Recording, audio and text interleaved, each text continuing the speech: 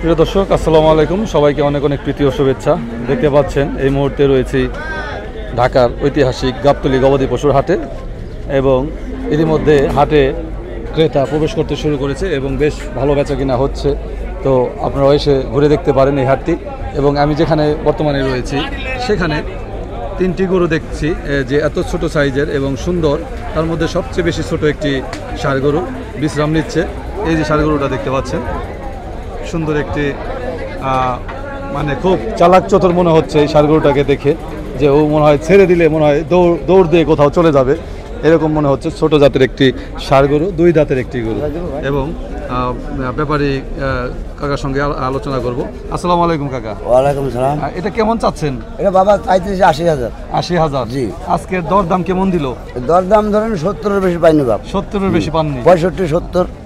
কয় কেজি গোস্ত হবে এটা? এটা আপনার 90 কেজি হবে। 90 কেজি? মাশাআল্লাহ, 90 কেজি ধারণা দিলেন।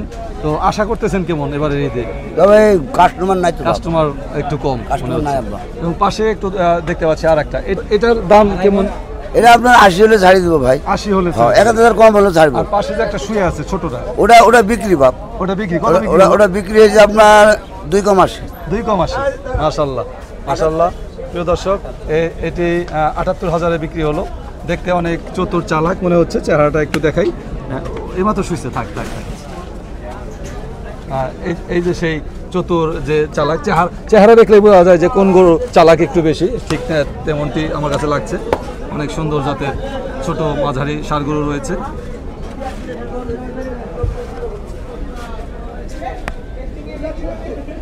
সবাই গরুকে একটু মনে হয় আদর করে, ভালোই লাগে আদর করতে, তাই না?